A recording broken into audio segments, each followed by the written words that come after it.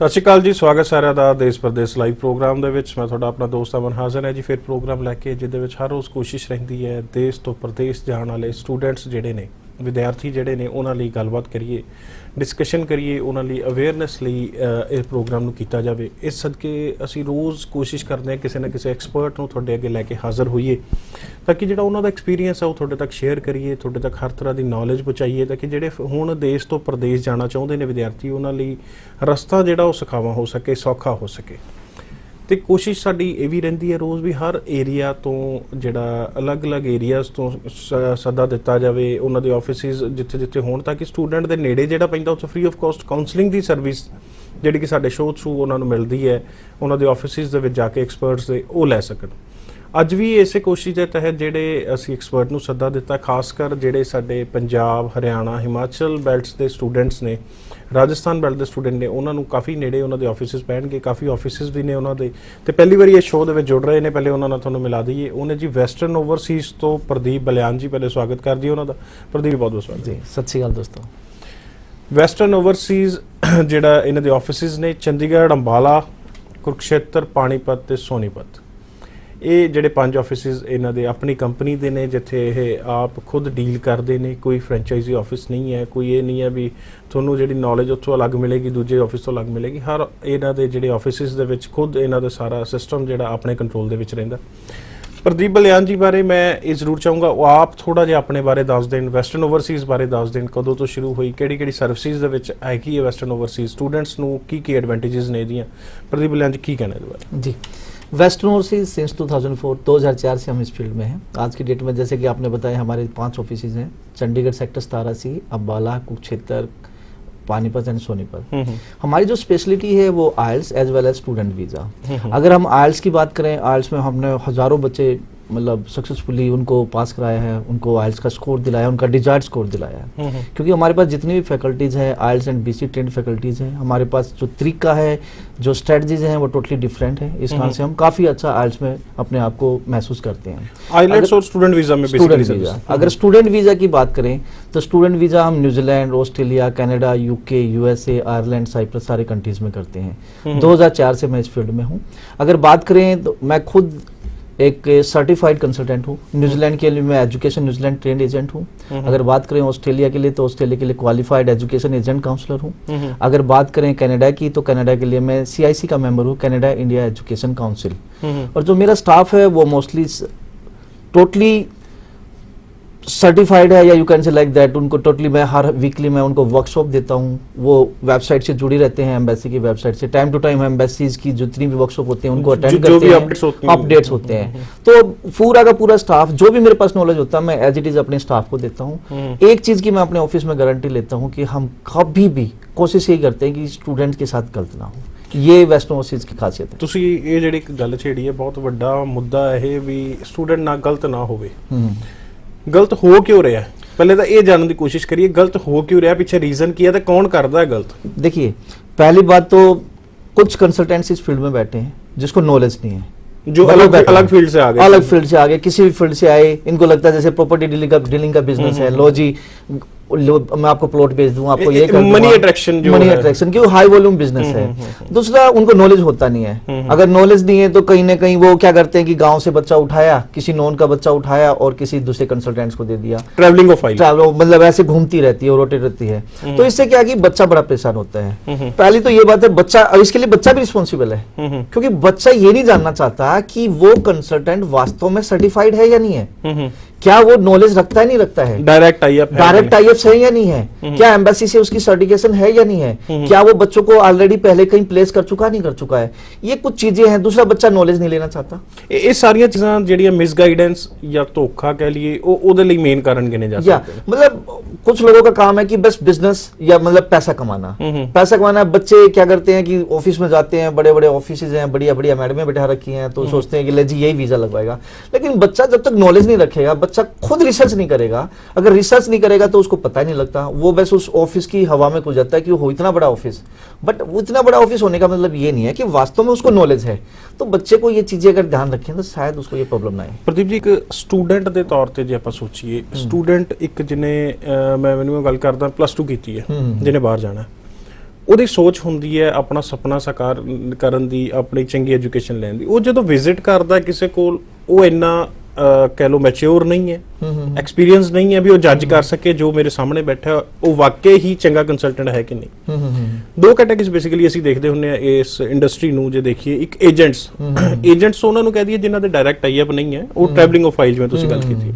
Secondly consultants ਜਿਹੜੇ certified ਨੇ, direct ਟਾਈ ups ਨੇ, ਖੁਦ ਕੰਮ ਕਰਦੇ ਨੇ ਯੂਨੀਵਰਸਿਟੀ ਕਾਲਜਿਸ ਨਾਲ। ਦੋ ਏਰੀਆ 'ਚ ਵੰਡਿਆ ਜਾ ਚੁੱਕਾ ਹੈ। ਹੁਣ ਇੱਕ ਜਦੋਂ ਵਿਜ਼ਿਟ ਕੀਤਾ ਜਿਹਨੇ +2, ਹੁਣ ਜਿਹੜੇ ਕਾਫੀ ਫਰੈਸ਼ਰਸ ਪਾਸ ਆਊਟ ਨੇ ਜਿਹਨੇ ਬਾਹਰ ਨਿਕਲਣਾ ਹੈ ਜੀ ਮੈਂ ਬਾਹਰ ਜਾਣਾ, वो किसी को विजिट करेगा, वो किवें जज करेगा जिहदे कोल मैं जा रहा, वो एजेंट है कि कंसल्टेंट है? जी देखिए बहुत बड़ी बात कही आपने। पहली बात तो देखो स्टूडेंट्स आज की डेट में इंटरनेट अवेलेबल है। मैं स्टूडेंट्स को सिर्फ ये रिक्वेस्ट करूंगा, 12th पास एक मैच्योर स्टूडेंट्स होता है, ऐसा नहीं कह सकते कि वो मैच्योर नहीं है। नहीं मैच्योर मैं उस हिसाब से कह रहा हूं भी उसको इस इंडस्ट्री का नहीं पता, इस इंडस्ट्री का नहीं पता, लेकिन वो 8वीं 9वीं से ही इंटरनेट से जुड़ा हुआ है। हर बच्चा मोबाइल पे उसके व्हाट्सएप हर एक को स्मार्टफोन है, हर चीज पे है। सेकेंडली पेरेंट्स भी थोड़े बहुत हो सकता है कि कुछ गांव से रिलेटेड है, कम पढ़े लिखे हैं, मैं मानता हूं ये चीजें प्रॉब्लम्स हैं, पर बच्चे को थोड़ा सा अगर वर्कआउट करे जाने से पहले, वो अगर अपनी इंटरनेट पे वेबसाइट्स पे जाए, इमिग्रेशन की साइट्स पे जाए, फाइंड आउट करे कि उसने न्यूजीलैंड जाना है तो कौन सी यूनिवर्सिटीज कौन सा कॉलेज, कनाडा जाना है तो कौन सी यूनिवर्सिटी कौन सा कॉलेज, ऑस्ट्रेलिया जाना है तो अगेन कौन सा कॉलेज, तो सारी की सारी चीजें वेबसाइट्स पे अवेलेबल हैं। दूसरा इमिग्रेशन की वेबसाइट्स है उस पर अवेलेबल है। सेकेंडली यहाँ मैं सबसे बड़ी बात ये बताऊंगा कि यहाँ मतलब कैसे एक बच्चा अपने आप को शेव कर सकता है जब उसके पास गया, थोड़ा सा ये तो वर्कआउट करके जाए इस तरह से। दूसरा जब वो जाता है कंसल्टेंट से मिलता है, काउंसलर से मिलता है, तो कहीं ना कहीं जो बंदा पैसे मांगता है कि नहीं जी आप इतने पैसे दे दो मैं ये काम करा दूंगा, वहां डेफिनेटली कहीं ना कहीं गलत हो रहा है। पैसे ਜਿਹੜੇ ਮੰਗੇ ਜਾਂਦੇ ਉਹ प्रोसेसिंग फीस ਦੇ ਨਾਲ, प्रोसेसिंग फीस ਦੇ नाम ਦੇ करके मंगे जाते हैं। सर प्रोसेसिंग फीस कितनी है? अगर हम अपनी बात करें, हम न्यूजीलैंड में कोई प्रोसेसिंग फीस नहीं लेते हैं। ऑस्ट्रेलिया कनाडा की बात करें तो हम बच्चे पे छोड़ देते हैं 5,000 से 10,000 रुपए। लेकिन जो कंसल्टेंट कह रहा है जी मैं 50,000 रुपए ले लूंगा, लाख दे दूंगा, ले लूं, लाख दे दो या 2 लाख दे दो, तो कहीं ना कहीं गलत हो रहा है। दूसरी बात, जब वो काउंसलर्स या उस ऑफिस का ओनर जब बच्चे को बताता है तो कहीं ना कहीं बच्चा भी जज कर सकता है कि ये झूठ बोल रहा है या ठीक बोल रहा है। सेकंडली बच्चे के पास राइट्स है वो दूसरे ऑफिसेज में भी विजिट करे। अगर वो चंडीगढ़ है, चंडीगढ़ में 1000 ऑफिसेज हैं, विजिट करे। कहीं भी जाने से पहले देखे कि वो कंसल्टेंट सर्टिफाइड है नहीं, वो तो वहां अंदर से ही पता लग जाएगा। दूसरी बात 10-20 ऑफिसेज में जाके बच्चे को पता लग जाता है, कंपेरिजन कर सकता है कि किसकी काउंसलर या कौन सा ऑफिस अच्छी नॉलेज दे रहा है, इन्फॉर्मेशन दे रहा है। बट दीप जी ज्यादातर ਜਿਹੜੇ ऑनर्स ने, एमडीज ने, वो मिलते ही नहीं, सिर्फ काउंसलर्स तक डिपेंडेंट होके रह गया बिजनेस। भाई साहब मैं मिलता हूँ, मैं गारंटी से हर बच्चे से मिलता हूँ। कई बार क्या होता है कि मैं अपना कैबिन छोड़ के मैं रिसेप्शन पे बैठा होता हूँ, मैं स्टूडेंट्स को बताता हूँ, हर इन्फॉर्मेशन में देता हूँ, स्टूडेंट्स को अपनी सर्टिफिकेशन दिखाता हूँ। देखो जी मैं न्यूजीलैंड के लिए एजुकेशन न्यूजीलैंड ट्रेड एजेंट हूँ, ऑस्ट्रेलिया के लिए मैं क्वालिफाइड एजुकेशन कंसल्टेंट हूँ, या ऑस्ट्रेलिया उसकी कनाडा की बात करें तो CIC का मेंबर हूँ। मैं मिलता हूँ, मैं कोशिश करता हूँ मैं हर एक स्टूडेंट से मिलूं ताकि उनके पेरेंट्स से मिलूं, उनको बताऊं कि हाँ वास्तव में क्या चीज ठीक है। एडवांटेज की है, एक स्टूडेंट एक काउंसलर ਨੂੰ ਮਿਲਦਾ ਹੈ, ਇੱਕ ਖੁਦ ਜਾ ਕੇ MD ਨੂੰ ਮਿਲਦਾ ਹੈ, स्टूडेंट ਲਈ एडवांटेज की रही है? एडवांटेज देखो वो काउंसलर से जरूर मिले, कई बार ओनर के पास टाइम नहीं होता, लेकिन कोशिश करें अपनी फाइल देने से पहले ओनर से बात करें। हो सकता है फोन पे बात कर ले, व्हाट्सएप पे बात कर ले, फेसबुक पे बात कर ले, यूट्यूब पे जाके भी उसकी क्या नाम है जो ऑलरेडी जो सर्टिफिकेशन हैं जो उन्होंने शोज किए हैं वो देख सकता है। दूसरा कंपनी की प्रोफाइल भी देख सकता है। सेकेंडली देने से पहले फोन लेके फोन पे बात भी कर सकता है, और आने वाले टाइम में within 1 week, within 2 week जब भी उनकी अवेलेबिलिटी है तो वहां जाके मिल सकता है।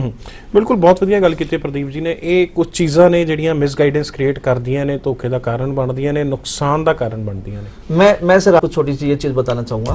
मोस्टली ऑफिसेज में क्या होता है, टारगेट्स दिए जाते हैं, और टारगेट्स होते हैं उसके नहीं होते कि भाई आपने इतने केस इनरोल करने हैं, टारगेट्स होते हैं कि जी आपने इतने पैसे इकट्ठे करने हैं पर काउंसलर ए टारगेट है इतने पैसे इकट्ठे कर रहे हैं। हाँ, तो मतलब कहीं ना कहीं गलत होगा ही होगा।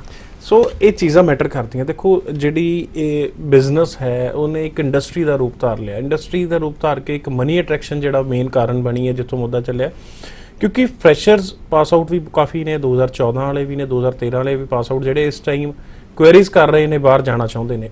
2015 ਵਾਲੇ ਵੀ ਆਲਮੋਸਟ ਪੇਪਰ ਸਾਰਿਆਂ ਦੇ ਖਤਮ ਹੋ ਚੁੱਕੇ ਨੇ, ਆਈਲੈਟਸ ਦੀ ਡੇਟਸ ਲੈ ਲਈਆਂ ਜਾਂ ਦੇਣੀਆਂ ਨੇ।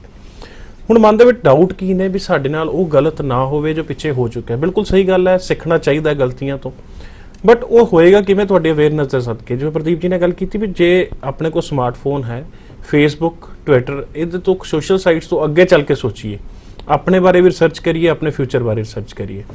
ਹੁਣ ਲਾਸਟ ਜੇ ਅਸੀਂ ਝਾਤ ਮਾਰੀਏ ਆਸਟ੍ਰੇਲੀਆ ਵੱਲ, ਬਹੁਤ ਜ਼ਿਆਦਾ ਰਿਜੈਕਸ਼ਨਸ ਦੇਖਣ ਨੂੰ ਮਿਲੀਆਂ। ਅੱਜ ਸਾਡੇ ਫੇਸਬੁੱਕ ਪੇਜ ਤੇ ਮੈਕਸਿਮਮ ਸਵਾਲ ਕਈ ਵਾਰੀ ਇਹ ਆਉਂਦੇ ਨੇ ਵੀ ਸਰ ਇਹਦੇ ਰਿਜੈਕਸ਼ਨਸ ਦਾ ਕਾਰਨ ਕੀ ਬਣਿਆ, ਅਸੀਂ ਜਾਣਾ ਚਾਹੁੰਦੇ ਹਾਂ ਕਿ ਅਸੀਂ ਹੁਣ ਅਪਲਾਈ ਕਰੀਏ ਸਾਡੀ ਤਾਂ ਨਹੀਂ ਰਿਜੈਕਸ਼ਨ ਆ ਜਾਏਗੀ, ਜਾਂ ਕੀ ਗਲਤੀਆਂ ਰਹਿ ਗਈਆਂ, ਕਿੱਥੇ ਕਮੀਆਂ ਰਹਿ ਗਈਆਂ ਜਿਹਦੇ ਕਰਕੇ ਰਿਜੈਕਸ਼ਨਸ ਆਈਆਂ ਨੇ। ਪ੍ਰਦੀਪ ਜੀ ਉੱਥੋਂ ਚੱਕਣਾ ਚਾਹੁੰਦਾ, ਕੀ ਦੇਖਦੇ ਹੋ ਉਹ ਸਾਰੇ ਰਿਜ਼ਲਟ ਦੇ ਵਿੱਚ? ਤੁਸੀਂ ਦੱਸਿਆ ਤੁਸੀਂ ਆਸਟ੍ਰੇਲੀਆ ਦੇ ਵੀ ਐਕਸਪਰਟ ਹੋ, ਕਿੱਥੇ गलतियां, कितने कमियां, किस चीज च मार्क है स्टूडेंट जिसके करके रिजेक्शन का कारण बने? जी देखिए, इसमें थोड़ा सा बैक में जाना पड़ेगा। 2007, 8, 9 तक बच्चे गए थे, 9 से लेके बहुत ज्यादा गए, 12 तक बच्चे नहीं गए। ठीक है, वीजा पॉलिसी टाइट हो गई थी। 2012 में या 2013 अर्ली में एक नया प्रोग्राम है, that is SVP, streamline visa processing, जिसके अंदर क्या इमिग्रेशन ने कुछ सिलेक्टेड यूनिवर्सिटीज और कॉलेजेस को रखा और उनको ये बोल दिया कि भाई अगर आप बच्चे को लेते हो तो वो बच्चा असेसमेंट लेवल 1 गिना जाएगा, और असेसमेंट लेवल 1 का मतलब है लो रिस्क की जोन। वैसे हम असेसमेंट लेवल 3 में आते थे, ठीक है, हाई रिस्क की जोन में असेसमेंट लेवल बढ़ाया गया, बड़ा मतलब पहले 3 था, अब जो एसवीपी के अंदर जो बच्चे जा रहे हैं वो असेसमेंट लेवल 1 में है। तो होता क्या है कि अब एकदम 2012 तक बच्चा नहीं गया, 3-4 साल तक। अब ऑस्ट्रेलिया की यूनिवर्सिटीज ऑस्ट्रेलिया में ही बैठी है, और इस एसवीपी के अंदर क्या किया था, इमिग्रेशन ने कॉलेजेस को ऑथराइज कर दिया था, जो एसवीपी के अंदर यूनिवर्सिटीज और कॉलेजेस है, कि अगर आप बच्चे को लोगे तो हम उसको लो रिस्क की जोन में रखेंगे और उसको वीजा की चांसेस देंगे। ठीक है, उसके वीजा के चांसेस देंगे। अब इसका डिसएडवांटेज या एडवांटेज कह लो आप, एडवांटेज क्या हो रहा, डिसएडवांटेज क्या रहा?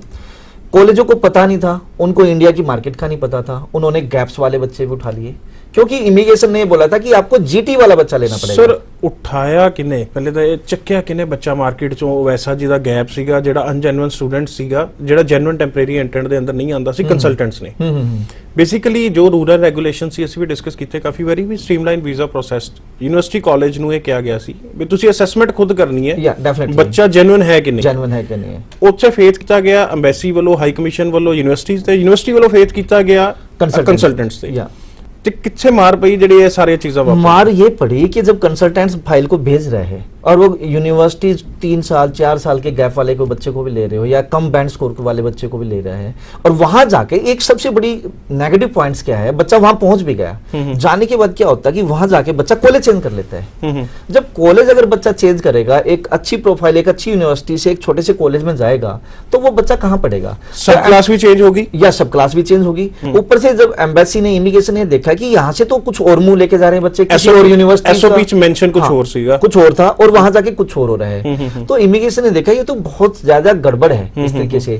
तो इसी कारण से इमिग्रेशन थोड़ी सी टाइट हुई कि यार ये बच्चे जा तो रहे हैं, फायदा कुछ और उठा रहे हैं वहां जाके। तो क्योंकि वहां के कॉलेज, वहां का लॉ ही ऐसा है कि वहां जाकर बच्चा कॉलेज चेंज कर सकता है। बेसिकली मोटिव की देखने को मिल रहा है भी सिर्फ वीजा लेना मोटिव, पढ़ना मोटिव नहीं रहा। तो ऐसे बच्चे, फिर दिखती सी बात है कि हमें कहीं ना कहीं अपने दिखा दिया कि भाई हम भी वहां जाके क्या कर रहे हैं, तो इमिग्रेशन इससे टाइट हो गया, बेसिकली सिस्टम अब्यूज किया गया डेफिनेटली। तो दूसरा क्या हुआ, इसी कारण से इमिग्रेशन ने दोबारा सारे कॉलेजेस को बुलाया, ठीक है, उनको इनविटेशन मतलब लेटर दिए कि भाई ये हो क्या रहा है। अब इसी कारण से इमिग्रेशन टाइट होगी, बच्चे के इंटरव्यूज लेने स्टार्ट कर दिए। अब एक बच्चे जिसके 5.5 या 6 बैंड है, और वो बच्चा हार्ड वर्क नहीं करता, एक एसओपी उसका कंसल्टेंट लिख के दे रहा है, ठीक है, और बच्चे को ये नहीं पता कि मैं इसमें लिखा क्या है। अगर इमिग्रेशन वीजा ऑफिसर कॉल करता है, बच्चे को क्वेश्चंस का आंसर से नहीं पता, why Australia, why choose this course, इस कोर्स को करने के बाद किस टाइप की आपको जॉब मिलेंगी, पता नहीं प्रदीप जी, इन्वॉल्वमेंट नहीं है एसओपी ਦੇ ਅੰਦਰ। स्टेटमेंट ऑफ पर्पस ਬੱਚੇ ਵੱਲੋਂ ਬਣਾਈ ਜਾਣੀ ਚਾਹੀਦੀ ਹੈ, ਤੁਹਾਡਾ ਫਿਊਚਰ ਕੀ ਤੁਸੀਂ ਦੇਖਦੇ ਹੋ, ਪਾਸਟ ਕੀ ਸੀਗਾ, ਰੈਲੇवेंट ਹੈ कि नहीं, ਉਹਦੇ ਵਿੱਚ ਅਸੀਂ डिपेंडेंट हो जाते हैं कंसल्टेंट पे। देखो मैं अगेन बताऊंगा, कंसल्टेंट हेल्प करता है, मैं मानता हूँ हेल्प करता है। आज की डेट में एसवीपी के अंदर जितनी यूनिवर्सिटीज और कॉलेज जो हमारे टाइप्स हैं, टाइम टू टाइम वो यूनिवर्सिटी टाइप हमें स्काइप पे भी वो देती हैं, ट्रेनिंग देती हैं। टाइम टू टाइम चंडीगढ़ और दिल्ली के होटल्स में भी हमें बुला के सारी ट्रेनिंग देती है। मेरा काम करने का तरीका थोड़ा सा यहाँ डिफरेंट ये है कि हम हर स्टूडेंट्स की एसओपी उसके हाथ से लिखवाते हैं, उसके रिसर्च वो खुद करता है, स्टूडेंट को पता हो, साथ के साथ स्टूडेंट्स की इंटरव्यू की प्रिपरेशन होती है, 2-3 गर्ल्स काउंसलर इसी चीज के लिए बैठी हैं, सुबह शाम टेलीफोनिकली बच्चे का इंटरव्यू लेंगी ताकि बच्चा प्रिपेयर रहे। और कोई प्रॉब्लम्स है तो उसकी हेल्प करते हैं, बेटा आपने ये नहीं यहाँ से रिसर्च करने हैं, ये लिंक्स है और ये रिसर्च करो ताकि अगर कल ने आपका इंटरव्यू आया तो आपको पता हो और वीजा ऑफिसर सेटिस्फाई हो। बहुत ਵਧੀਆ ਗੱਲ ਕੀਤੀ ਹੈ ਪ੍ਰਦੀਪ ਜੀ ਨੇ। ਇਹ ਚੀਜ਼ਾਂ ਨਹੀਂ ਦੱਸੀਆਂ ਜਾਂਦੀਆਂ ਜਿਹੜਾ ਜ਼ਿਆਦਾਤਰ ਏਜੰਟਸ ਵੱਲੋਂ, ਕਿਉਂਕਿ ਖੁਦ ਨੌਲੇਜ ਨਹੀਂ ਹੈ, ਡਾਇਰੈਕਟ ਆਈ ਅਪ ਨਹੀਂ ਹੈ, ਅਪਡੇਟਸ ਬਾਰੇ ਜਾਣਕਾਰੀ ਨਹੀਂ ਹੈ, ਜਾਂ ਜਿਹੜੀਆਂ ਚੀਜ਼ਾਂ ਵਾਪਰ ਰਹੀਆਂ ਨੇ ਉਹਨਾਂ ਦਾ ਨੁਕਸਾਨ ਸਟੂਡੈਂਟ ਤੱਕ ਨਹੀਂ ਪਹੁੰਚਾਇਆ ਜਾਂਦਾ। ਜੇ ਐਡਵਾਂਟੇਜ ਦੱਸਣਾ ਜ਼ਰੂਰੀ ਹੈ ਤਾਂ ਉਹਦਾ ਡਿਸਐਡਵਾਂਟੇਜ ਵੀ ਦੱਸਣਾ ਜ਼ਰੂਰੀ ਹੈ। ਐਸਓਪੀ 'ਚ ਇਨਵੋਲਵਮੈਂਟ ਨਾ ਹੋਣਾ ਸਟੂਡੈਂਟ ਲਈ ਬਹੁਤ ਵੱਡਾ ਨੁਕਸਾਨਦਾਇਕ ਹੋ ਸਕਦਾ। ਸੈਕੰਡਲੀ ਅਸੀਂ ਜਦੋਂ ਗੱਲ ਕਰਦੇ ਹਾਂ ਸਟੂਡੈਂਟ ਜਾ ਕੇ ਉੱਥੇ ਕੋਰਸ ਚੇਂਜ ਕਰ ਲੈਂਦਾ, ਉਹ ਵੀ ਡਿਊਟੀ ਇੱਕ ਕੰਸਲਟੈਂਟ ਦੀ ਬਣਦੀ ਹੈ, ਉਹਦੀ ਵੀ ਉਹਨੂੰ ਡਿਸਐਡਵਾਂਟੇਜ ਦੱਸੇ, ਉਹਦਾ ਨੁਕਸਾਨ ਦੱਸੇ ਕੀ ਕੁਝ ਹੋ ਸਕਦਾ। ਕਾਫੀ ਬੱਚੇ ਰਿਜੈਕਸ਼ਨ ਲੱਗ ਕੇ ਡਿਪੋਰਟ ਵੀ ਕਰ ਦਿੱਤੇ ਗਏ ਆ, ਜੋ ਪਿੱਛੇ ਨਿਊਜ਼ ਆਈਆਂ ਸੀਗੀਆਂ, ਇਸੇ ਕਾਰਨ ਵੀ ਜਿਹੜਾ ਸਬ ਕਲਾਸ ਚੇਂਜ ਹੋਇਆ, ਇਹੀ ਸਾਰਾ ਕੁਝ ਹੋਇਆ। ਹੁਣ ਜਿਹੜੇ ਜਾਣ ਵਾਲੇ ਬੱਚੇ ਇਸ ਟਾਈਮ ਫਰੈਸ਼ਰਸ ਨੇ ਜਾਂ 2014 ਪਾਸ ਆਊਟ ਵੀ ਨੇ, ਉਹ ਕਾਫੀ ਡਾਊਟਫੁਲ ਨੇ, ਬਹੁਤ ਮਨ ਦੇ ਵਿੱਚ ਕਨਫਿਊਜ਼ਨਸ ਨੇ ਵੀ ਵੀਜ਼ਾ ਲੱਗੇਗਾ ਨਹੀਂ ਲੱਗੇਗਾ, ਕੀ ਰਿਕੁਆਇਰਮੈਂਟਸ ਰਹਿਣਗੀਆਂ, ਕੋਈ ਚੇਂਜਸ ਤਾਂ ਨਹੀਂ ਆ ਗਈਆਂ। ਉਹ ਸਵਾਲ ਕਰਦੇ ਹੁਣ ਪ੍ਰੋਫਾਈਲ ਕੀ ਹੈ ਜਿਹੜੀ ਐਸਵੀਪੀ ਜੀਟੀ ਦੇ ਅੰਡਰ ਫਾਲ करती है, किनू वीजा मिलेगा किनू नहीं मिलेगा, की कहना प्रदीप जी? देखिए जीटी में एम्बेसी शुरू से चलती आ रही है, एक ही बात कहती आ रही है, बच्चे जीटी का मतलब जेन्युइन टेम्पररी एंट्रेंट, बच्चे की एजुकेशन लेटेस्ट हो, 2013-14 पास आउट हो। दूसरी बात, बच्चे का आइल्स का स्कोर मीट करता हो, लाइक 12th वाले बच्चे के लिए 5.5 बैंड नो लेस देन 5, जो बच्चा ग्रेजुएट हो मास्टर्स के लिए जाएगा, मास्टर्स के लिए 6.5 बैंड नो लेस देन 6 है, बट 6 बैंड पे भी 6 बैंड है तब भी बच्चा जा सकता है। तीसरी बात, बच्चे का गैप नहीं हो, अगर बच्चे का गैप है तो उसमें बच्चे के पास रिलीवेंट वर्क एक्सपीरियंस होना चाहिए। सर ये यहाँ मैं रुकूंगा, जिथे तुम कहते गैप नहीं होना चाहिए, एडवरटाइजमेंट जो बच्चा देखता गैप एक्सेप्टेबल, डबल माइंडेड हो जाता भी की रूल एंड रेगूलेशंस दोनों लिए अलग ने, प्रदीप जी अलग ने, दूजे एड वाले लिए अलग ने। गैप एक्सेप्टेबल केड़ा गैप एक्सेप्टेबल, गैप की परिभाषा की है, गैप कहते किन्हों ने? देखिए गैप में क्या होता है कि बच्चे का अगर गैप है, मान लो किसी बच्चे ने 2 साल 3 साल का गैप है, उस गैप में चाहे तो बच्चे ने कोई ना कोई एक्टिविटी की हो, लाइक उसने काम किया है, उसके पास अपॉइंटमेंट लेटर हो, वर्क एक्सपीरियंस सर्टिफिकेट हो, उसकी सैलरी स्टेटमेंट्स हो, और उसके पास कोई विजिटिंग कार्ड हो उस कंपनी का, और कोई किसी टाइप की उसने एक्टिविटीज की हो जो वो प्रूफ कर सके। तो इस तरह से अगर गैप है और गैप में ये एक्टिविटी की है, जो एविडेंस है वो प्रोड्यूस करे, वीजा ऑफिसर सेटिस्फाई होगा, कोई प्रॉब्लम नहीं है। एविडेंस प्रूफ करे या सर्टिफिकेट बना के प्रोड्यूस नहीं करने। नो जेन्युइन बहुत ਵਧੀਆ गाइडेंस ਦਿੱਤੀ ਜਾ ਰਹੀ ਹੈ। ਫਿਰ ਵੀ ਮੈਂ ਇੱਕ ਚੀਜ਼ ਦੱਸ ਦਵਾਂ, ਜਿਹੜੇ ਬੱਚੇ ਆਸਟ੍ਰੇਲੀਆ ਜਾਣ ਬਾਰੇ ਡਾਊਟਫੁਲ ਨੇ, ਕਨਫਿਊਜ਼ਨਸ ਨੇ, ਚਾਹੇ ਉਹ ਨਿਊਜ਼ੀਲੈਂਡ ਜਾਣਾ ਚਾਹੁੰਦੇ ਨੇ, ਚਾਹੇ ਕੈਨੇਡਾ ਜਾਣਾ ਚਾਹੁੰਦੇ ਨੇ, ਖਾਸ ਕਰ ਵੈਸਟਰਨ ਓਵਰਸੀਜ਼ ਵੱਲੋਂ ਸੈਮੀਨਾਰ ਜਿਹੜੇ ਕੀਤੇ ਜਾ ਰਹੇ ਨੇ, ਉਹ ਮੈਂ ਦੱਸ ਦੇਣਾ, ਨੋਟ ਕਰ ਲਓ। 11 ਤਰੀਕ ਪਟਿਆਲਾ ਨਾਰਾਇਣ ਕੰਟੀਨੈਂਟਲ, 18 ਨਵਾਂ ਸ਼ਹਿਰ, 25 ਤਰੀਕ ਇਹ ਹੋਟਲ ਲੁਧਿਆਣਾ, ਵੈਨਿਊ ਸਕਰੋਲ ਰੂਪ 'ਚ ਚੱਲ ਵੀ ਰਿਹਾ, ਤੁਸੀਂ ਪੜ੍ਹ ਸਕਦੇ ਹੋ। ਇਸ ਸੈਮੀਨਾਰ 'ਚ ਵਿਜ਼ਿਟ ਕਰਕੇ ਪ੍ਰਦੀਪ ਜੀ ਨਾਲ ਤੁਸੀਂ ਮਿਲ ਸਕਦੇ ਹੋ, ਰਿਪਰੈਜ਼ੈਂਟੇਟਿਵਸ ਜਿਹੜੇ ਆ ਰਹੇ ਨੇ ਉਹਨਾਂ ਨਾਲ ਮਿਲ ਸਕਦੇ ਹੋ। ਜਿਹੜੇ ਵੀ ਮਨ ਦੇ ਵਿੱਚ ਡਾਊਟਸ ਨੇ ਵੀ ਆਸਟ੍ਰੇਲੀਆ ਨੂੰ ਲੈ ਕੇ, ਨਿਊਜ਼ੀਲੈਂਡ ਨੂੰ ਲੈ ਕੇ, ਕੈਨੇਡਾ ਨੂੰ ਲੈ ਕੇ, ਉਹ ਸਿੱਧਾ ਵੀ ਹੱਲ ਕੀਤੇ ਜਾ ਸਕਦੇ ਨੇ, ਕਿਉਂਕਿ ਇਹ ਸੈਮੀਨਾਰਸ ਜ਼ਰੂਰੀ ਕਿਉਂ ਨੇ ਬੱਚੇ ਲਈ, ਮੈਂ ਪ੍ਰਦੀਪ ਜੀ ਨੂੰ ਚਾਹੂੰਗਾ ਉਹ ਜ਼ਰੂਰ ਇੱਕ ਸਮਝਾ ਦੇਣ। फायदा की है सैमीनार्स अटेंड करने का, फर्क की है एक बच्चा कंसल्टेंट को जाता, एक सैमीनार च विजिट करता, दोनों को लेके की कहना जी? देखिए इस प्रोग्राम्स का नाम रखा हमने आइल्स एंड स्टडी वीजा फेयर। पहले अगेन अगर काफी बच्चे ऐसे हैं जिन्हें बार बार आइल्स की है, उनका स्कोर नहीं आ रहा है, ठीक है, या जो करना चाहते हैं, तो जैसे मैंने शुरू में ही बताया कि हमारे पास डिफरेंट स्ट्रेटजी हैं, तो हमारे पास इस सेमिनार्स में, इस फेयर में आइल्स, आईडीपी और ब्रिटिश काउंसिल की सर्टिफाइड जो टीचर्स हैं, फैकल्टीज हैं, वो आ रही हैं।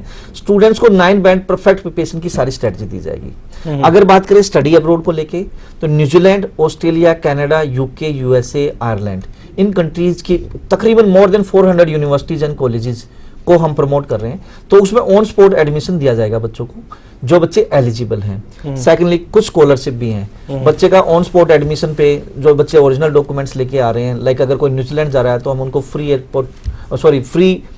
एयर टिकट, लैपटॉप्स, दोनों में से कोई एक चीज देंगे। जो सारा कुछ वेस्टर्न ओवरसीज कर रहे हैं या कॉलेज वालों एज अ कॉलेजेस भी दे रहे हैं और कुछ हम अपनी तरफ से भी, दोनों चीजें। ਇਹ ਸੈਮੀਨਾਰਸ ਦੇ ਵਿੱਚ ਵਿਜ਼ਿਟ ਕਰਨ ਦੀ ਜਿਹੜੀ ਸਰਵਿਸਿਜ਼ ਨੇ ਜਾਂ ਜੋ ਉਹਦੇ ਫਾਇਦੇ ਨੇ ਉਹ ਤਾਂ ਦੱਸ ਰਹੇ ਨੇ, ਬਟ ਇੱਕ ਸਟੂਡੈਂਟ ਜਦੋਂ ਵਿਜ਼ਿਟ ਕਰਦਾ ਅਸੈਸमेंट ਦੇ ਲਈ उन्होंने की एडवांटेज है एक सेमिनार से विजिट करने? देखिए सबसे बड़ा फायदा इसमें क्या होगा कि बच्चा रूबरू होगा यूनिवर्सिटीज एंड कॉलेजेस से। बच्चे के जितने डाउट्स हैं वो पर्टिकुलरली काउंसलर्स प्लस यूनिवर्सिटी और कॉलेजेस जो आ रहे हैं उनसे पूछ सकते हैं।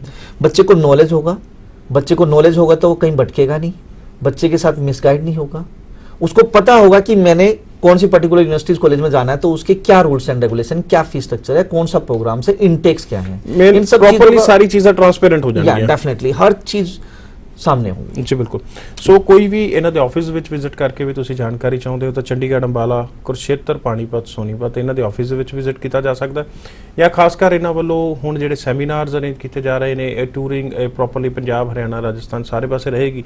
ਪੰਜਾਬ ਤੋਂ ਸ਼ੁਰੂਆਤ ਕੀਤੀ ਗਈ ਹੈ ਜੀ 11 ਤਰੀਕ ਪਟਿਆਲਾ, 18 ਤਰੀਕ ਨਵਾਂਸ਼ਹਿਰ, 25 ਤਰੀਕ ਲੁਧਿਆਣਾ। ਜਿਹੜਾ ਸ਼ਹਿਰ ਵੀ ਨੇੜੇ ਬੈਠਦਾ ਤੁਸੀਂ ਉੱਥੇ ਜਾ ਕੇ ਇਹਨਾਂ ਦੇ ਜਿਹੜੇ ਸੈਮੀਨਾਰਸ ਦੇ ਵਿੱਚ ਹਿੱਸਾ ਲੈ ਸਕਦੇ ਹੋ, ਆਪਣੀ ਅਸੈਸਮੈਂਟ ਕਰਾ ਸਕਦੇ ਹੋ, ਜਿਹੜੇ ਡਾਊਟਸ ਨੇ, ਜਿਹੜੇ ਕਨਫਿਊਜ਼ਨਸ ਨੇ ਮਨ ਦੇ ਵਿੱਚ ਉਹਨਾਂ ਨੂੰ ਹੱਲ ਕੀਤਾ ਜਾ ਸਕਦਾ ਹੈ।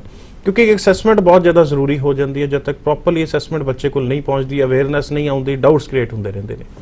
ਜਦੋਂ ਅੱਜ ਆਸਟ੍ਰੇਲੀਆ ਦੀ ਗੱਲ ਚੱਲ ਰਹੀ ਹੈ, ਕਾਫੀ ਬੱਚੇ ਦੇ ਵੀ ਸਵਾਲ ਨੇ ਹੁਣ ਵੀਜ਼ਾ ਲੱਗੇਗਾ ਜਾਂ ਨਹੀਂ ਲੱਗੇਗਾ, ਵੀਜ਼ਾਸ ਇਸ਼ੂ ਹੋਣਗੇ ਜਾਂ ਨਹੀਂ ਹੋਣਗੇ, ਕਿਉਂਕਿ ਕਾਫੀ ਏਜੰਟਸ ਵੱਲੋਂ ਪਤਾ ਨਹੀਂ ਇਹ ਰਿਊਮਰਸ ਫੈਲਾ ਦਿੱਤੇ ਗਏ ਵੀ ਸ਼ਾਇਦ ਹੁਣ ਆਸਟ੍ਰੇਲੀਆ ਬਹੁਤ ਸਟ੍ਰਿਕਟ ਹੋਗਾ, ਵੀਜ਼ਾਸ नहीं होने। ਕੀ कहना प्रदीप जी ਇਹਦੇ ਬਾਰੇ? वीजा डेफिनेटली आएगा बशर्ते कि बच्चे का जीटी क्राइटेरिया हो। वीजा ऑफिसर असेस करेगा, असेस करने के बाद हो सकता है टेलीफोनिकली इंटरव्यू आए। अगर बच्चा सेटिस्फाई करता है तो उसका वीजा आएगा। वीजा एम्बेसी खुली वीजा देने के लिए बशर्ते कि बच्चा वीजा ऑफिसर को सेटिस्फाई करे, चेकलिस्ट पूरा करता होगा। डेफिनेटली। बट इंटरव्यू ਜਿਹੜਾ ਇੱਕ ਵਰਡ ਹੈ ਨਾ ਉਹਦੇ ਤੋਂ ਬੜਾ ਡਰਦਾ ਹੈ ਬੱਚਾ। ਚਾਹੇ ਕਿਸੇ ਦੇਖੋ ਤੁਹਾਡੇ ਤੱਕ ਵੀ ਕੁਐਰੀਜ਼ ਆਉਂਦੀਆਂ ਹੋਣੀਆਂ, ਸਾਡੇ ਤੱਕ ਵੀ ਆਉਂਦੀਆਂ ਨੇ, ਕੰਸਲਟੈਂਟਸ ਵੀ ਦੱਸਦੇ ਵੀ ਸਰ ਇੰਟਰਵਿਊ ਤਾਂ ਨਹੀਂ ਆਏਗੀ, ਐਸਾ ਕਾਲਜ ਦੇ ਦਿਓ ਜਿੱਥੇ ਇੰਟਰਵਿਊ ਨਾ ਆਵੇ, ਘੱਟ ਫੀਸ ਵਾਲਾ ਕਾਲਜ ਦੇ ਦਿਓ।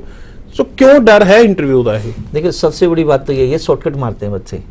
अरे यार आपने आइल्स की, आइल्स भी तो की है ना, तो उसमें भी तो आपने फेस किया ना इंटरव्यूज को। सेकेंडली अगर इंटरव्यूज आपका आया तो उससे पहले आप अपनी रिसर्च करो। वीजा अच्छी बात है ना कि अगर बच्चा जेन्युइन है। और वो हवा बन गई है या बना दी गई है? हवा कंसल्टेंट्स ने बना दिया है, बल्कि एजेंट्स ने बनाया है। ठीक है। दूसरी बात, कुछ बच्चे शॉर्टकट मारना चाहते हैं वास्तव में कि नहीं जी मैं इंटरव्यू नहीं दूंगा, और रियली सो पे मैं बताना चाहूंगा इस तरीके से कुछ एजेंट्स पैसे भी हड़प रहे हैं। बिल्कुल हम क्लियर करा देंगे, ये कर देंगे, वो कर देंगे। बहुत सही। तो मैं यहाँ एक चीज बोलना चाहूंगा, खुद मरे स्वर्ग मिलता है। जब तक हमने पता ही नहीं ऊपर क्या, जब जाना पड़ेगा उस चीज के लिए, तो वही बात है भैया, अपने आप अपना इंटरव्यू क्लियर करो, उसके लिए रिसर्च करो। हम बैठे हैं आपकी हेल्प के लिए, हम टाइम टू टाइम आपकी इंटरव्यू की तैयारी कराएंगे। वो वीजा ऑफिसर भी इस चीज ਦਾ ਨੁਕਸਾਨ ਨਿਊਜ਼ੀਲੈਂਡ ਦੇ ਵਿੱਚ ਦੇਖਣ ਨੂੰ ਵੀ ਮਿਲਿਆ। ਵਿਦਆਊਟ ਆਈਲੈਟਸ ਬੱਚੇ ਬਹੁਤ ਗਏ ਜਾ ਕੇ। ਪ੍ਰਦੀਪ ਜੀ ਤੁਹਾਡੇ ਤੱਕ ਵੀ ਮੇਰੇ ਖਿਆਲ ਵੱਧ ਤੁਹਾਨੂੰ ਪਤਾ ਹੋਣਾ ਸਾਡੇ ਨਾਲੋਂ, ਬੱਚਿਆਂ ਦਾ ਇੰਗਲਿਸ਼ ਟੈਸਟ ਲਿਆ ਗਿਆ, ਬੱਚੇ ਦੇ ਕਿਸੇ 2 ਬੈਂਡ, ਕਿਸੇ ਦੇ 2.5 ਬੈਂਡ, ਕਿਸੇ ਦੇ 3 ਬੈਂਡ। ਦੁਆਰਾ ਕਾਲਜਿਸ ਨੇ 3 ਲੱਖ 4 ਲੱਖ 2 ਲੱਖ ਜਿਸ ਹਿਸਾਬ ਨਾਲ ਸੀਗਾ ਲਾ ਕੇ ਇੰਗਲਿਸ਼ ਕੋਰਸ ਲਾਇਆ ਗਿਆ। ਪਹਿਲੇ ਪੈਸੇ ਦਿਓ, ਇੰਗਲਿਸ਼ ਕੋਰਸ ਕਰੋ, ਫਿਰ ਮੇਨ ਕੋਰਸ 'ਚ ਦਾਖਲਾ ਦੇਵਾਂਗੇ। ਨੁਕਸਾਨ ਕਿਹਦਾ ਹੋਇਆ? ਬੱਚਿਆਂ ਦਾ। ਵੀਜ਼ਾ ਲੈਣਾ ਪ੍ਰੋਬਲਮ ਨਹੀਂ ਹੈ, ਵੀਜ਼ਾ ਲੈਣਾ ਕਿਸ ਵੇ ਦੇ ਨਾਲ ਹੈ ਉਹ ਪ੍ਰੋਬਲਮ ਹੈ। ਗਲਤ ਰਸਤਾ ਕਦੇ ਇਖਤਿਆਰ ਨਾ ਕਰੋ, ਹਮੇਸ਼ਾ ਲੀਗਲ ਵੇ ਜਿਹੜਾ ਇਖਤਿਆਰ ਕਰਨਾ ਚਾਹੀਦਾ। ਇਹ ਚੀਜ਼ਾਂ ਨਾ ਵਾਪਰਨ, ਮੇਰੇ ਖਿਆਲ ਇਹ ਤਾਂ ਕੰਸਲਟੈਂਟ ਨੂੰ ਜਾਂ ਏਜੰਟ ਨੂੰ ਸਮਝਣਾ ਜਾਂ ਸਮਝਾਉਣਾ ਉਹ ਬਹੁਤ ਔਖਾ ਹੈ। Definitely sir. ਜਦੋਂ ਅਸੀਂ ਸਟੂਡੈਂਟ ਦੀ ਗੱਲ ਕਰਦੇ ਹਾਂ, ਸਟੂਡੈਂਟ ਵਿਜ਼ਿਟ ਕਰਦਾ ਨਿਊਜ਼ੀਲੈਂਡ ਦੇ ਲਈ, ਅੱਜ ਵੀ ਉਹ ਕਹਿੰਦਾ ਆਈਪੀਪੀ, ਨॉन ਆਈਪੀਪੀ। बच्चे ਨੂੰ ਇਹ 2 वर्ड्स ਦੇ ਵਿੱਚ ਉਲਝਾ ਕੇ ਰੱਖ ਦਿੱਤਾ ਗਿਆ। उसके पीछे यही कि स्टूडेंट रिसर्च नहीं करता। कुछ बड़ी बात नहीं है, एम्बेसी वीजा देने के लिए खुली हुई है। बच्चा थोड़ा सा रिसर्च करे, एक जेन्युइन कंसल्टेंट के पास जाए, बच्चे को डेफिनेटली वीजा आएगा। बच्चा अगर वहां जाता है, वहां जाके भी बहुत बड़ी हम हेल्प करते हैं बच्चे की। वहां जाके उसको एयरपोर्ट पिकअप, अकोमोडेशन, जॉब्स में भी हेल्प होती है। ये सारी चीजें हम हेल्प करते हैं। इंटरव्यूज प्रिपरेशन में भी हेल्प होती है। एक चीज तो है ਜਿਹੜੀ ਇਸ ਇੰਡਸਟਰੀ ਦੀ ਆਪਾਂ ਗੱਲ ਕਰ ਰਹੇ ਹਾਂ, ਬੋਰਡਸ ਬੜੀ ਜਲਦੀ ਚੇਂਜ ਹੁੰਦੇ ਨੇ, ਹੈ ਨਾ। ਆਸਟ੍ਰੇਲੀਆ ਐਸਵੀਪੀ ਇੰਟਰੋਡਿਊਸ ਹੋਇਆ, ਆਸਟ੍ਰੇਲੀਆ ਦੇ ਬੋਰਡਸ ਲੱਗ ਗਏ ਵੀ we are specialist in Australia. ਉਸ ਤੋਂ ਬਾਅਦ ਨਿਊਜ਼ੀਲੈਂਡ ਦੇ ਬੋਰਡ ਲੱਗੇ we are specialist in New Zealand. ਹੁਣ ਜੇ ਨਿਊਜ਼ੀਲੈਂਡ ਥੋੜੀਆਂ ਰਿਜੈਕਸ਼ਨ ਆ ਗਈਆਂ ਤਾਂ ਹੁਣ ਹੋਰ ਕੰਟਰੀਜ਼ ਦੇ ਬੋਰਡ ਜਿਹੜੇ ਲੱਗਣੇ ਸ਼ੁਰੂ ਹੋ ਗਏ। ਸੋ ਬੱਚਾ ਮਿਸਗਾਈਡਡ ਕਾਫੀ ਹੁੰਦਾ ਇਹਦੇ ਵਿੱਚ ਜਾ ਕੇ। श्योर होता है ये चीजें। न्यूजीलैंड आईपीपी या नॉन आईपीपी, बच्चे लिए की फर्क है? देखिए आईपीपी है industrial partnership program. Non IPP में क्या होता है, इसमें थोड़ा सा बताऊंगा। जैसे एसवीपी चला ऑस्ट्रेलिया में, ऐसे ही आईपीपी है। इमिग्रेशन ने कुछ सिलेक्टेड यूनिवर्सिटीज, जैसे 8 यूनिवर्सिटीज हैं, सारी 8 की यूनिवर्सिटीज को और कुछ पॉलिटेक को आईपीपी में लिया है। एम्बेसी बोलती है आप बच्चे को चेक करोगे, सारे फंड्स आप चेक करोगे, same assessment, same just like Australia SVP की तरह। ठीक है। उसके बाद एक नॉमिनेशन लेटर दे देती है यूनिवर्सिटीज और कॉलेज। वो नॉमिनेशन लेटर का मतलब यह है कि फास्ट वीजा प्रोसेस। वो अगर नॉमिनेशन लेटर मिल जाता है तो उसका प्रोसेस फास्ट हो जाता है और वीजा चांसेस उसमें हाई रहते हैं। नॉन आईपीपी में ऐसा है कि नॉमिनेशन लेटर नहीं होता, उसमें क्या है कि सारी की सारी जो प्रॉपर्ली पहले प्रोसेस, हाँ, जैसे पहले प्रोसेस होता है उसमें क्या है कि थोड़ा सा प्रोसेस थोड़ा सा लेट होता है। ऐसा नहीं है कि नॉन आईपीपी में 3 दिन में भी वीजा है हमारे, 5 दिन में भी आए हैं, 10 दिन में ये भी तो आए कोई हैं। फर्क नहीं भी आईपीपी वीजा आएगा नॉन आईपीपी नहीं नहीं, ऐसा कुछ भी नहीं है। बच्चा जेन्युइन होना चाहिए, बच्चे को पता होना चाहिए कि मैं क्यों न्यूजीलैंड जा रहा हूँ, किस कोर्स में जा रहा हूँ, मुझे कौन स्पॉन्सर कर रहा है और इस कोर्स की आउटकम क्या है। अगर आईपीपी डालो तब भी वही बात है, नॉन आईपीपी डालो तब भी वही बात है। बट ਜਦੋਂ ਇਹ ਚੀਜ਼ਾਂ ਦੀ ਐਡਵਰਟਾਈਜ਼ਮੈਂਟ ਤੁਸੀਂ ਵੀ ਦੇਖਦੇ ਹੋਣੇ, ਅਪਲਾਈ ਇਨ ਆਈਪੀਪੀ ਗੈਟ ਵੀਜ਼ਾ ਇਨ 5 ਡੇਜ਼, ਇੰਡਸਟਰੀਅਲ ਪਾਰਟਨਰਸ਼ਿਪ ਪ੍ਰੋਗਰਾਮ, ਉਹਦੇ ਸਕਿਲਡ ਕੋਰਸਿਸ, ਉਹਦੀ ਐਡਵਾਂਟੇਜ ਸਮਝਾਉਣ ਦੀ ਕੋਸ਼ਿਸ਼ ਨਹੀਂ ਹੋ ਰਹੀ, ਬੱਚੇ ਨੂੰ ਕਿਹਾ ਕਿ ਜਾ ਰਿਹਾ ਵੀਜ਼ਾ 5 ਦਿਨ ਚ ਆ ਜਾਏਗਾ। ਇਹ ਚੀਜ਼ ਨੂੰ ਕਿਵੇਂ ਦੇਖਦੇ ਜਦੋਂ ਇਸ ਤਰ੍ਹਾਂ ਦੀ ਐਡਵਰਟਾਈਜ਼ਮੈਂਟ ਬੱਚੇ ਨੂੰ ਲਵਾਉਣ ਵਾਲੀਆਂ ਸਾਹਮਣੇ देखते हैं? देखिए, बच्चे ने जाना है कहीं ना कहीं, बच्चा तो इस चीज़ को लेके अट्रैक्ट होगा। बट आईपीपी में ये है कि गवर्नमेंट कॉलेज हैं और यूनिवर्सिटीज़ हैं। फ़ायदा तो यही है कि भाई गवर्नमेंट कॉलेज रियली में थोड़ा सा न्यूजीलैंड में है, जो गवर्नमेंट कॉलेज से बच्चा पढ़ता है उसका फ़ायदा बहुत ज़रूर होता है। सर मैं कहना जी फायदा होता है, बट उन्हें फायदा समझाया जाए ना। लेकिन वही तो बात है ना कि उसके लिए उसे अच्छे कंसल्टेंट्स के पास जाना पड़ेगा। और जो न्यूजीलैंड ਅਸੀਂ ਦੇਖਦੇ ਹਾਂ ਕੋਰਸਿਸ ਕੀ ਹਾਈਲਾਈਟ ਹੁੰਦੇ ਆ ਜ਼ਿਆਦਾਤਰ ਜਾਓ ਜਦੋਂ ਦੇਖਦੇ ਆ ਬੱਚਿਆਂ ਤੱਕ ਪਹੁੰਚ ਕੇ ਵੀ ਕੀ ਕੋਰਸਿਸ ਦੱਸੇ ਜਾ ਰਹੇ ਆ, ਬਿਜ਼ਨਸ ਆईटी नहीं। शायद लगता भी लिमिटेड हो गया न्यूजीलैंड में। नहीं, ऐसा नहीं है, हजारों कोर्सेज हैं, बच्चे को उसकी रिलेवेंसी के हिसाब से भेजो।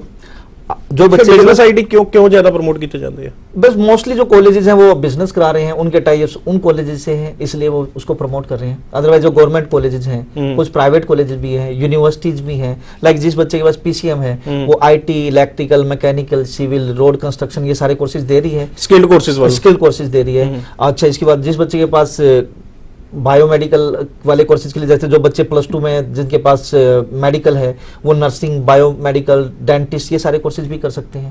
तो लास्ट न्यूजीलैंड ਤੇ ਵੀ ਦੇਖਣ ਨੂੰ ਮਿਲਿਆ ਕੁਝ ਕਾਲਜਸ ਬਲੈਕਲਿਸਟ ਵੀ ਕੀਤੇ ਗਏ ਵੀ ਇੰਟਰਨੈਸ਼ਨਲ ਸਟੂਡੈਂਟ ਹਾਲੇ ਐਨਰੋਲ ਨਹੀਂ ਕਰਨੇ, ਜਿਹੜੇ ਪ੍ਰਾਈਵੇਟ ਕਾਲਜਸ ਸੀਗੇ ਉਹ ਕੀ ਸੀਗਾ ਉਹਨਾਂ ਦੇ ਵਿੱਚ? देखो, यहाँ पे स्टूडेंट्स को खास ध्यान रखना चाहिए क्योंकि वहाँ पे जो प्राइवेट कॉलेज और गवर्नमेंट कॉलेज उनको NZQA असेस करती है, न्यूजीलैंड क्वालिफिकेशन अथॉरिटी, और उसके हिसाब से कॉलेज को एक EER रिपोर्ट दी जाती है जिसको बोलते हैं एक्सटर्नल इवैल्यूएशन रिपोर्ट। उसमें अगर कॉलेज A कैटेगरी है, इसमें 2 तरीके से देखा जाता है, एक उसकी परफॉर्मेंस, इंडिविजुअल परफॉर्मेंस, और उसकी एजुकेशनल परफॉर्मेंस। उस हिसाब से अगर वो हाईली कॉन्फिडेंट है तो वो A कैटेगरी कॉलेज है। जो कॉलेज A कैटेगरी होंगे वो कॉलेज जल्दी से बंद नहीं होंगे, वो अच्छे कॉलेज है, अच्छे प्रोवाइडर्स माने गए हैं। जो सेकंड कैटेगरी, थर्ड कैटेगरी और फोर्थ कैटेगरी में आते हैं, सेकंड तक वीजा आता है, थर्ड और फोर्थ में तो वीजा ही नहीं आता। तो मैं आप सभी से रिक्वेस्ट करूंगा कि आप कैटेगरी 1 में जाइए और वो कॉलेजेस वास्तव में अच्छे कॉलेज। फीस स्ट्रक्चर ਦੇ ਵਿੱਚ ਕੋਈ ਖਾਸ ਫਰਕ फीस स्ट्रक्चर थोड़ा सा फर्क ये है, जो प्राइवेट कॉलेजेस हैं उनकी फीस $1000-2000 कम होती है। जो कॉलेजेस गवर्नमेंट कॉलेजेस हैं, मोस्टली एक 1 कैटेगरी में होते हैं वो सारे, उनकी फीस $1000-2000 ज्यादा होती है जी। सो कोई भी मन ਦੇ ਵਿੱਚ ਡਾਊਟ, ਕਨਫਿਊਜ਼ਨ न्यूजीलैंड ਨੂੰ ਲੈ ਕੇ ਜਾਂ ਆਸਟ੍ਰੇਲੀਆ ਨੂੰ ਲੈ ਕੇ ਆ ਰਹੀ ਹੈ ਤਾਂ ਰਾਬਤਾ ਕਾਇਮ ਕੀਤਾ ਜਾ ਸਕਦਾ ਹੈ ਜੀ ਵੈਸਟਰਨ ਓਵਰਸੀਜ਼ ਨਾਲ। ਆਫਿਸਿਸ ਫੇਰ ਦੱਸ ਦਵਾਂ, ਚੰਡੀਗੜ੍ਹ, ਅੰਬਾਲਾ, ਕੁਰਸ਼ੇਤਰ, ਪਾਣੀਪਤ, ਸੋਨੀਪਤ ਇਹਨਾਂ ਦੇ ਹੈਗੇ ਨੇ। ਇਸ ਤੋਂ ਇਲਾਵਾ ਸੈਮੀਨਾਰਸ ਕੀਤੇ ਜਾ ਰਹੇ ਨੇ 11 ਨੂੰ ਪਟਿਆਲਾ, 18 ਤਰੀਕ ਨਵਾਂ ਸ਼ਹਿਰ ਤੇ 25 ਤਰੀਕ ਨੂੰ ਲੁਧਿਆਣਾ ਇਹ ਹੋਟਲ ਦੇ ਵਿੱਚ। ਤੁਸੀਂ ਉੱਥੇ ਵਿਜ਼ਿਟ ਕਰ ਸਕਦੇ ਹੋ, ਅਪਾਇੰਟਮੈਂਟ ਬੁੱਕ ਕਰਾਉਣ ਲਈ ਨੰਬਰ ਤੇ ਕਾਲ ਕਰ ਸਕਦੇ ਹੋ। ਸਮਾਂ ਨਹੀਂ ਅਲਾਉ ਕਰ ਰਿਹਾ ਡਿਸਕਸ਼ਨ ਅੱਗੇ ਵਧਾਉਣ ਦਾ। ਉਮੀਦ ਕਰਦੇ ਹਾਂ ਕਾਫੀ ਕੁਝ ਬੱਚਿਆਂ ਦੀ ਕੁਐਰੀਜ਼ ਹੱਲ ਹੋ ਗਈਆਂ ਹੋਣਗੀਆਂ, ਕੁਝ ਰਹਿ ਗਿਆ ਤਾਂ ਸਿੱਧਾ ਰਾਬਤਾ ਕਾਇਮ ਕਰਕੇ ਵੀ ਆਪਣੇ ਜਿਹੜੇ ਸਵਾਲ ਜਵਾਬ ਉਹ ਕੀਤੇ ਜਾ ਸਕਦੇ ਨੇ। ਪ੍ਰਦੀਪ ਜੀ ਦੇ ਸ਼ੋਅ ਦੇ ਵਿੱਚ ਆਉਣ ਲਈ ਬਹੁਤ ਬਹੁਤ ਧੰਨਵਾਦ। सत श्री अकाल। ਧੰਨਵਾਦ ਸਾਰੀ ਦਰਸ਼ਕਾਂ ਦਾ। ਉਮੀਦ ਕਰਾਂਗੇ ਜੋ ਨੈਕਸਟ ਸ਼ੋਅ ਦੇ ਵਿੱਚ ਪ੍ਰਦੀਪ ਜੀ ਸਾਡੇ ਨਾਲ ਜੁੜਨਗੇ, ਹੋਰ ਵੀ ਇਸ ਤਰ੍ਹਾਂ ਹੀ ਟ੍ਰਾਂਸਪੇਰੈਂਟ ਜਿਹੜੀ ਸਾਰੀ ਇਨਫੋਰਮੇਸ਼ਨ ਹੈ ਤੁਹਾਡੇ ਲਈ ਲੈ ਕੇ ਹਾਜ਼ਰ ਹੋਵਾਂਗੇ। ਅੱਜ ਦੇ ਸ਼ੋਅ ਨੂੰ ਇੱਥੇ ਖਤਮ ਕਰਦੇ ਹਾਂ। ਆਪਣੇ ਦੋਸਤਾਂ ਨੂੰ ਦਿਓ ਇਜਾਜ਼ਤ। ਸਤਿ ਸ਼੍ਰੀ ਅਕਾਲ।